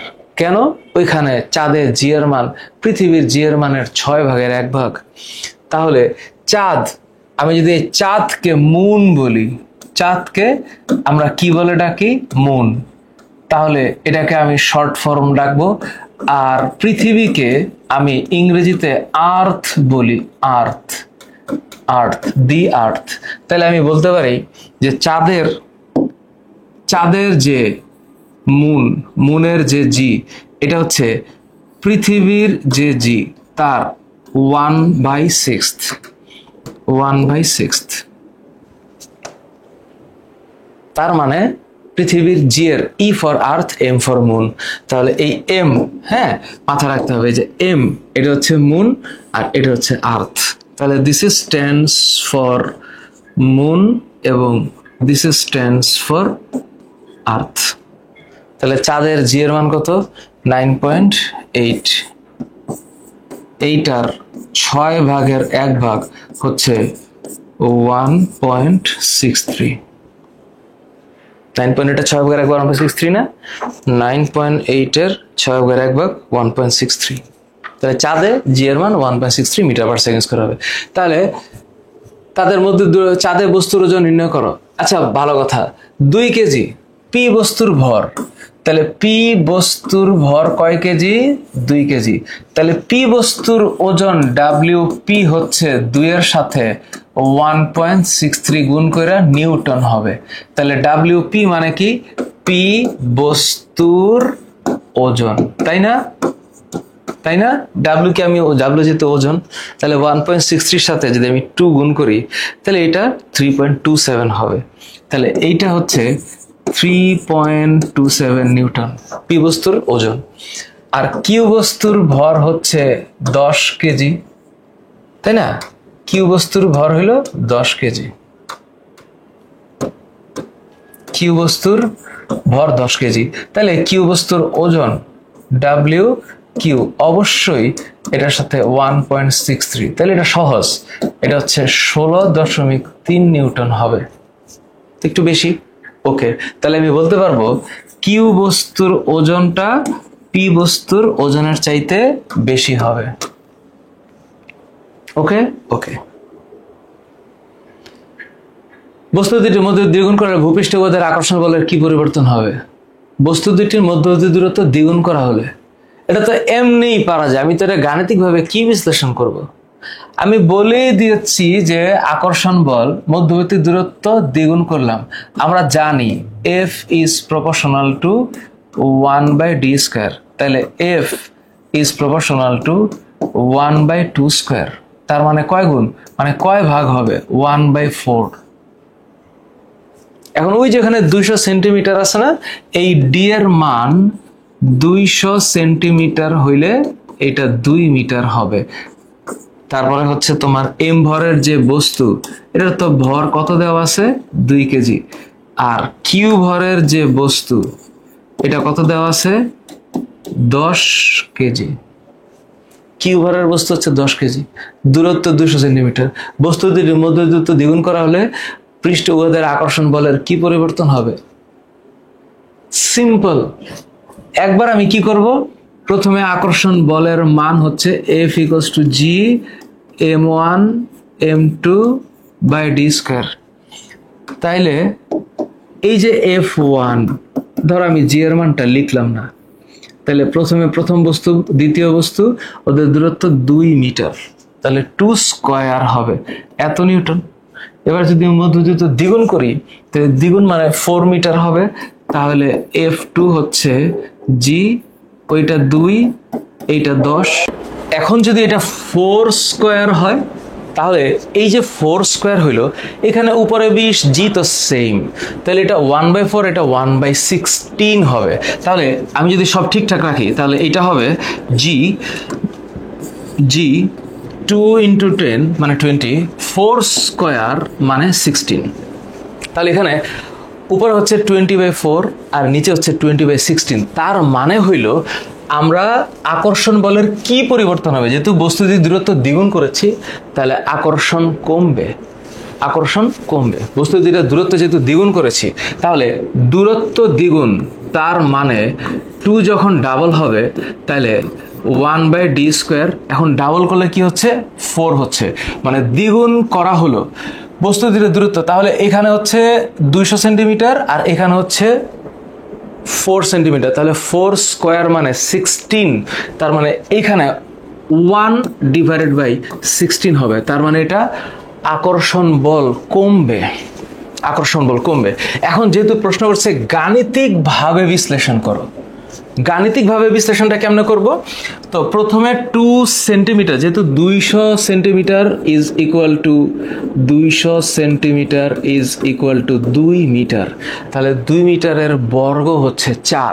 তাহলে এখানে আমি প্রথমে আমার যে আকর্ষণ বল সেটা হচ্ছে F1 ইকুয়ালস টু জি 20/4, যেহেতু 2 কেজি, আর এইটা হচ্ছে F2 ইকুয়ালস টু জি 20/16। তাহলে 4কে 16 দিয়ে যদি আমি ভাগ করি, মানে এই মানটাকে যদি আমি এই মানটা দিয়ে ভাগ করি তাহলে এটা 1/16 মানে 1/4 কমছে, 1/4। তাহলে F2 is equals two 1/4 equals to F1। F1 এই হচ্ছে কনসেপ্ট, এই হচ্ছে কনসেপ্ট। ওকে, ডান। এবার আসি, স্যার আন্তর্জাতিক পদ্ধতিতে ভরের একক। অ্যাবসলিউটলি আন্তর্জাতিক পদ্ধতিতে ভরের একক হচ্ছে কেজি, কিলোগ্রাম। এখন 1 কুইন্টাল শব্দটা হচ্ছে 1 কুইন্টাল হচ্ছে 100 কেজি। তো আমরা জানি আন্তর্জাতিক পদ্ধতি বলতে বোঝায় এসআই, সিস্টেম ইন্টারন্যাশনাল। এই পদ্ধতিতে ভরের একক হচ্ছে কেজি, গ্রামও হবে না, কুইন্টাল হবে না, সেন্টিগ্রামও হবে না। বস্তুর ওজন পরিমাপের সূত্র নিচের কোনটা? ওজন পরিমাপ করব আমরা একদম ক্লিয়ারলি জানি ওজন W ইকুয়ালস টু mg, তারপরে ভরের একক হচ্ছে কেজি আর জি এর একক হচ্ছে মিটার পার সেকেন্ড স্কয়ার। এই kg metre per second square মানে হচ্ছে নিউটন। তাহলে আমরা ওজন পরিমাপের সূত্র হচ্ছে W ইকুয়ালস টু mg। ওইটা প্রথম সূত্রটা হচ্ছে মহাকর্ষের সূত্র, পরেরটা হচ্ছে সমানুপাতিক ধ্রুবক সহচিত্র। তাহলে এইখানে যেহেতু সমানুপাতিক চিহ্ন, তাইলে এই সমানুপাতিক চিহ্নটা হচ্ছে সম্পর্ক, আর জি হচ্ছে মহাকর্ষীয় ধ্রুবক, মহাকর্ষীয় ধ্রুবক, মহাকর্ষীয় ধ্রুবক। ওজনের একক নিচের কোনটা? ওজনের একক হচ্ছে নিউটন, ওজনের একক নিউটন। পৃথিবী পৃষ্ঠে 100 কেজি ভরের বস্তুর ওজন কত? 100 কেজি। তাহলে যখন আমি ওজন জিজ্ঞেস করব বা ওজন জানতে চাইব, তাহলে ওজন হচ্ছে ভর ইন্টু অভিকর্ষ ত্বরণ। তাহলে 100 তো কেজি দেওয়া আছে, সুতরাং এই যে 100 কেজি ইন্টু 9.8, 9.8 মানে হচ্ছে 98,980 নিউটন। এটার জন্য ক্যালকুলেটর লাগবে না, এটা এমনিই পারা যাবে। তাহলে 100 কেজি না হয়ে যদি 100 গ্রাম বলতো, যদি 100 কেজি না হয়ে 100 গ্রাম বলতো, তাহলে 100 গ্রাম বস্তুর ওজন কত হবে? তাহলে W ইকুয়ালস টু mg যদি হয় 100 gram is equals to 100 divided by 1000 KG equals to 0.1 KG. 0.1 KG. তাহলে 0.1 কেজি যদি হইতো তাহলে এইটার ওজন যদি 100 গ্রাম হইতো তাহলে এটা 0.1 ইন্টু 9.8। যদিও এটা বাংলায় লেখা আছে 9.8, আমি ইংলিশে করতেছি, এইটাই স্ট্যান্ডার্ড হবে, এভাবেই স্ট্যান্ডার্ড হবে। কারণ তোমরা সামনে যখন ক্লাস 9-এ ফিজিক্সটা পড়বা সেখানে বাংলায় কোনো মানে ক্যালকুলেশন বা বাংলায় কোনো ডেটা থাকবে না, সব ইংলিশে থাকবে। তাহলে এই যে 0.1 ইকুয়ালস টু 0.98 নিউটন, 0.98 নিউটন, একদম সহজ। তাহলে 980 নিউটন যদি হয় 980 নিউটন, আর যদি না হয় তাহলে 0.1 কেজি যদি হইতো তাহলে এটা 0.98 নিউটন হইতো। পৃথিবীতে তোমার ভর 42 কেজি। তো পৃথিবীতে আমার ভর যদি 42 কেজি হয়ে থাকে তাহলে W ইকুয়ালস টু mg। তাহলে 42 কেজি, এটা যদি মানে জি কত পৃথিবী পৃষ্ঠে যদি বলছে তাহলে এটা হচ্ছে 9.8। ধরো এটার জন্য একটা ক্যালকুলেটর লাগবে। তো 42 ইন্টু 9.8 এটা হচ্ছে 411.6, তার মানে 411.6 নিউটন। তাহলে এইটা হচ্ছে 411.6 নিউটন। বুঝতে পারলাম? পৃথিবী এবং চাঁদের মাধ্যাকর্ষণজনিত ত্বরণের অনুপাত, এটা খুবই ইম্পর্টেন্ট। এখানে ত্বরণের অনুপাত যদি চিন্তা করো, ত্বরণ জি অভিকর্ষ ত্বরণ, পৃথিবীর ক্ষেত্রে কি হবে? পৃথিবী হচ্ছে আমি জানি এটা হচ্ছে আর্থ, আর চাঁদ এটা হচ্ছে মুন। তাহলে পৃথিবীর অভিকর্ষ ত্বরণ আর চাঁদের অভিকর্ষ ত্বরণ, তাহলে পৃথিবীর অভিকর্ষ ত্বরণ চাঁদের অভিকর্ষ ত্বরণের চেয়ে বেশি। তাহলে অবশ্যই পৃথিবীর অভিকর্ষ ত্বরণের 6 ভাগের 1 ভাগ হচ্ছে চাঁদের অভিকর্ষ ত্বরণ, কারণ পৃথিবীর অভিকর্ষ ত্বরণের মান বেশি। পৃথিবীতে অভিকর্ষ ত্বরণের মান হচ্ছে 9.8 মিটার পার সেকেন্ড স্কোয়ার, আর চাঁদে অভিকর্ষ ত্বরণের মান হচ্ছে 1.63 মিটার পার সেকেন্ড স্কোয়ার। তাহলে এই যে জিই আর জিএম 9.8 1.63, এইটার ক্ষেত্রে মূল যে বিষয়টা যে এটার চাইতে এটা হচ্ছে 6 ভাগের 1 ভাগ। এখন অনুপাত চাইছে পৃথিবী আগে চাঁদ আগে পরে, তাহলে পৃথিবী যদি হয় তাহলে এই যে আর্থ আর চাঁদ মুন, তাহলে পৃথিবীতে 6 বা মানে 6 গুণ চাঁদে 1। তা সুতরাং তোমরা পরীক্ষার হলে অবশ্যই 1:6 দিবা না, 1:6 দিবা না, তোমরা এটাকে কি দিবা? এটা হচ্ছে 6:1, 6:1। ওকে, চাঁদে 1 কেজি ভরের ওজন কত? চাঁদ, তো চাঁদ যদি হয় তাহলে চাঁদের ওজন হচ্ছে চাঁদে যে ভর আছে, চাঁদে ওই বস্তুর যে ভর তার সাথে চাঁদের অভিকর্ষ ত্বরণ, তার মানে চাঁদের ভর 1 আর এটার অভিকর্ষ ত্বরণ হচ্ছে 1.63। তাহলে 1 কেজি ভরের ওজন হচ্ছে 1.63 নিউটন। তাহলে এটা হচ্ছে 1.63 নিউটন। ওকে, 5 কেজি ভরের একটি পাথর চাঁদে নিলে, তো 5 কেজি ভর যদি চাঁদে নেই তাহলে ঠিক একইভাবে W equals to mg, 5 KG চাঁদে অভিকর্ষ ত্বরণ 1.63। তাহলে 3 5 15, 81 13, তাহলে এটা কি দাঁড়াইলো? দাঁড়াও, 5 16 80 না, 80 8.15, 8.15, হ্যাঁ, তাহলে এটা হচ্ছে এটা 8.15 নিউটন হবে। চাঁদে তোমার ওজন ভূপৃষ্ঠের তুলনায় কেমন হবে? ওজন যাই হোক, ওজনের ক্ষেত্রে যদি আমি বলি চাঁদের ওজন m আর পৃথিবীতে ভর m, এই দুইটা হিসাব করতে গেলে অবশ্যই এইরকম হবে। তাহলে ই মানে আর্থ, এইটা বেশি হবে যেহেতু গুণফলটা বেশি, আর এইটা কম হবে, কম। তাহলে চাঁদে তোমার ওজন ভূপৃষ্ঠের তুলনায় কম হবে,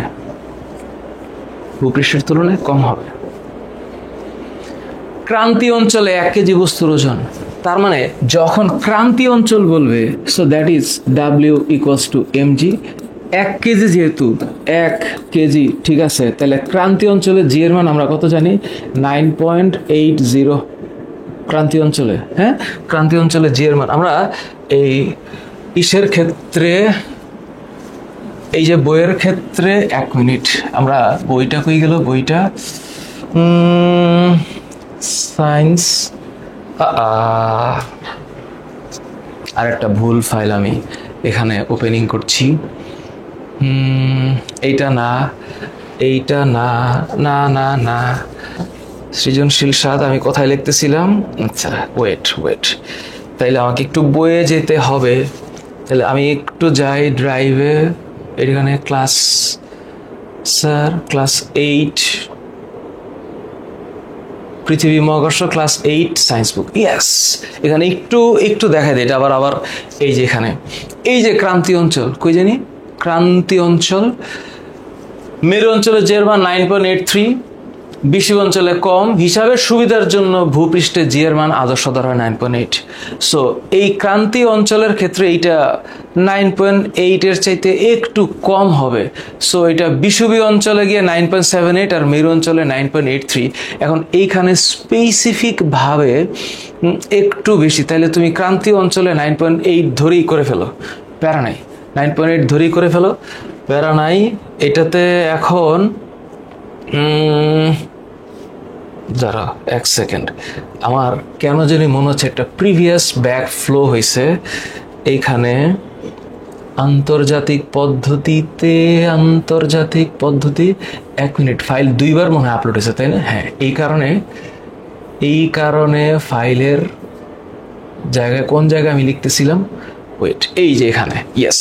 তাহলে এখানে 9.80। সো ইউজুয়ালি এটা 9.8 হবে না, ক্রান্তীয় অঞ্চলে একটু বেশি হবে। সো আমরা যখন পৃথিবীটাকে চিন্তা করি,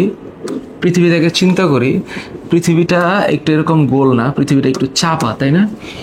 পৃথিবীটা একটু চাপা, তাইলে এখান থেকে শুরু করে এই পর্যন্ত, আর এখান থেকে শুরু করে এই পর্যন্ত, সো এইখানে এই যে ডিস্টেন্সটুকু হচ্ছে আর, তাহলে এটা কোথায়? এটা বিষুবীয় অঞ্চলে। তো দূরত্ব যেহেতু বেশি, তাহলে এখানে একটু কমে গেল 9.78, কিন্তু এখানে যেহেতু দূরত্ব কম, তাহলে এটা হচ্ছে 9.83।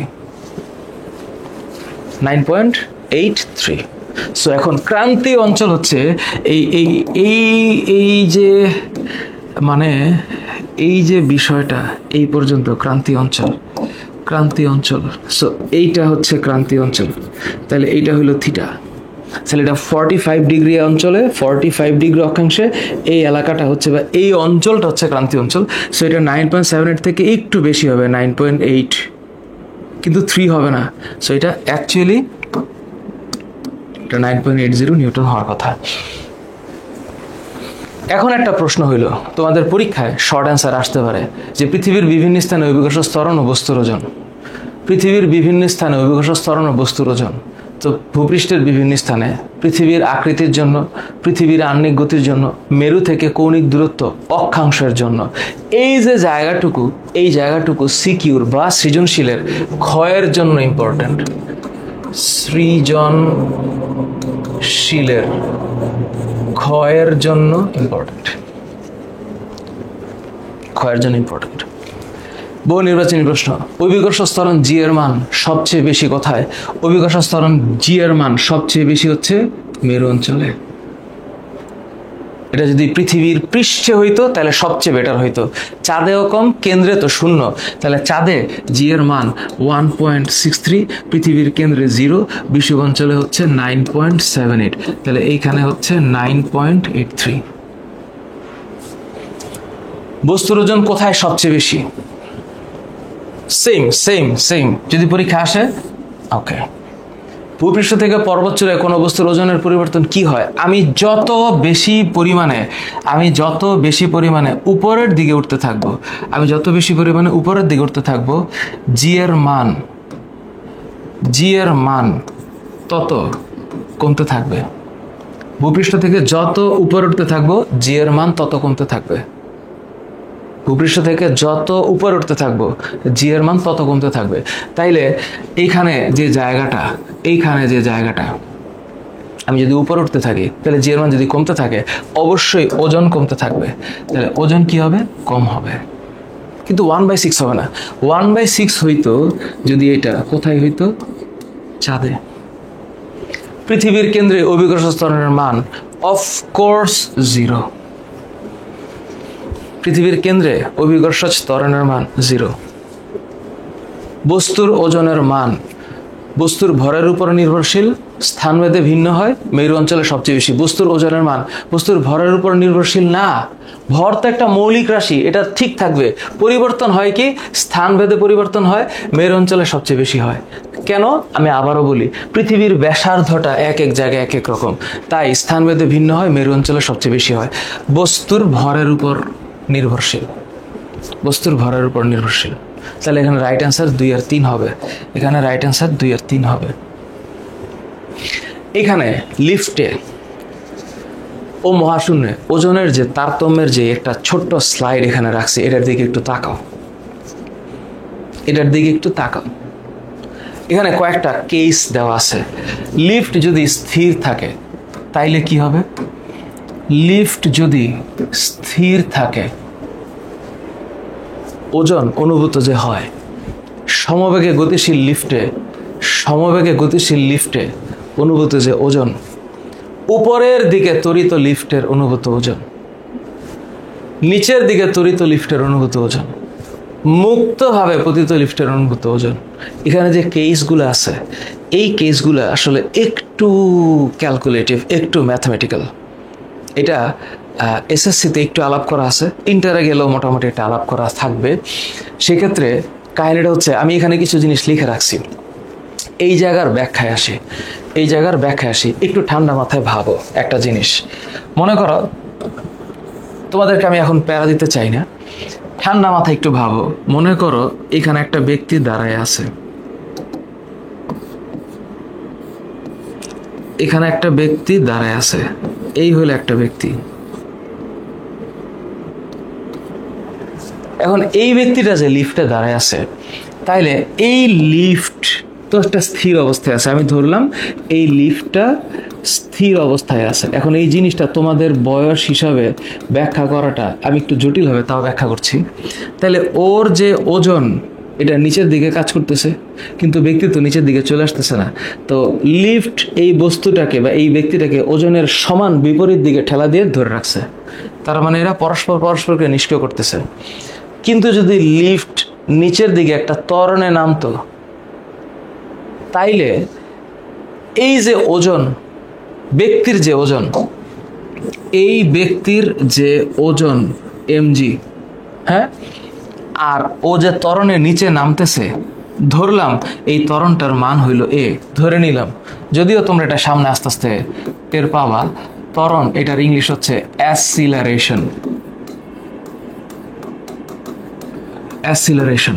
তাহলে ত্বরণকে a দ্বারা প্রকাশ করা হয় মিটার পার সেকেন্ড স্কয়ার। তো এর একক হচ্ছে মিটার পার সেকেন্ড স্কয়ার। তাহলে ওই যে মিটার পার সেকেন্ড স্কয়ারে যদি ও নিচে নামে, তাহলে এই mg যে ওজনে ও নিচের দিকে আসতেছিল, তার চাইতে আরেকটু ত্বরণ কমে যাবে। এবং এই কারণে এই ওজন কমবে বলে এই ব্যক্তিটা, যেই ব্যক্তি লিফটে আছে, সে হালকা অনুভব করবে। কিন্তু যদি এই ত্বরণটা উপরের দিকে উঠতো, উপরের দিকে, তাহলে ওর যেই মানে ওজন সে ফিল করতেছে, ওজনের এগেইনস্টে যে ফিল করতেছে, এখানে প্লাস হবে। আর যদি উপরের দিকে উঠতো, উপরের দিকে, তাহলে সে ভারী ফিল করতো, ভারী। কেন? কারণ তখন অনুভূত বলটা নেগেটিভ হবে, কারণ দুইটা বিপরীত দিকে কাজ করতেছে। ওজনটা কাজ করতেছে নিচের দিকে, আর ত্বরণটা কাজ করতেছে উপরের দিকে। তাহলে আলটিমেটলি এই কারণে এই ব্যক্তি যে দাঁড়িয়ে আছে লিফটের মধ্যে, লিফট যদি উপরের দিকে উঠতে থাকে, সে একটু বেশি ওজন ফিল করবে, ওজন বেশি ফিল করবে, তাহলে ও ভারী ফিল করবে। এখন এখানে যে কেসগুলো দেওয়া আছে, লিফট যদি জি ত্বরণে নামে, অথবা এ ত্বরণে নামে, অথবা এ ত্বরণে ওঠে, এটা একটু অ্যাডভান্স, আমি এই মুহূর্তে আলাপ করতে চাচ্ছি না, হালকা করে বললাম। এখানে কিছু জেনে নেই, এর মধ্যে আমি ওয়ার্ডগুলোর ব্যাখ্যা দিয়ে দিছি, তোমরা একবার পড়বা, মহাকর্ষ, মহাকর্ষ ধ্রুবক, অভিকর্ষ, অভিকর্ষ ত্বরণ, ভর, ওজন, ওজনহীনতা, লিফট একবারে পড়বা, একবারে। জ্ঞানমূলক প্রশ্ন উত্তর, কোন বোর্ডে কি প্রশ্ন আসছে সব দেওয়া আছে। অনুধাবন প্রশ্ন যা যা বলেছে আমি এতক্ষণ দেওয়া আছে। তোমরা জানো যে আমার এই স্লাইডটা তোমরা যদি একটু পড়ো তাহলে তোমাদের হয়ে যাবে। টিচাররা যারা আপনারা আছেন আপনারা দেখতে পারেন, এগুলো একদম গাইডে, টেস্ট পেপারে, বোর্ডে সব জায়গায় আছে। ও মানে ইউজুয়াল এখান থেকে আর জটিল কী বা প্রশ্ন আসতে পারে। মানে আমি যদি স্তর চিন্তা করি, ক্লাস 8-এর স্তর চিন্তা করি, তাহলে এখানে আসবে। এই যে সৃজনশীল, এই সৃজনশীলগুলো আমি এখানে দিলাম। ওজন কাকে বলে? কোনো বস্তুকে পৃথিবী তার কেন্দ্রের দিকে যে বলে আকর্ষণ করে তাকে ওজন বলে। পৃথিবীর সব স্থানে অভিকর্ষ ত্বরণের মান সমান নয় কেন? কারণ ব্যাসার্ধ, পৃথিবীর ব্যাসার্ধটা একরকম না, এই কারণে। সো আলটিমেটলি এখানে যতগুলা সিকিউ আছে, এই সিকিউ করার জন্য আমি জায়গা দিলাম। তোমাদের যদি ট্যাব থাকে তোমরা তাহলে অন করে এটা করতে পারো। এই প্রশ্নগুলোর একটু সলভ করবা, এই প্রশ্নগুলোর একটু সলভ করবা, নিজেরা চেষ্টা করো। আমি করে দিতে চাই না, এখানে মোটামুটি সৃজনশীল 7-8-7টা সৃজনশীল আছে। তোমাদের সামনে ফাইনাল পরীক্ষা হোক, বার্ষিকের পরে বৃত্তি হোক, এই প্রশ্নগুলো তোমাদের হেল্প করবে। তোমরা সলভ করে আমাকে জানাইও যে আমার ক্লাসটা কতটুকু তোমাদের কাছে ইম্প্যাক্টফুল মনে হয়েছে, তোমরা সবাই বুঝছো কিনা বা আদৌ কোনো কিছু বাদ আছে কিনা। লিফটের অংশটা আরেকটু বড় করে বলা যাইতো, কিন্তু আমি একটু শর্টেন করলাম। দরকার হলে আমি আলাদা করে একটা ভিডিও আপলোড করবো, সেখানে একটু ম্যাথমেটিক্স দেখাবো, কিন্তু তোমরা ক্লাস 8-এর হিসাবে এটা একটু জটিল হয়ে যাবে। সো এনিওয়েজ, টেক কেয়ার, আসসালামু আলাইকুম।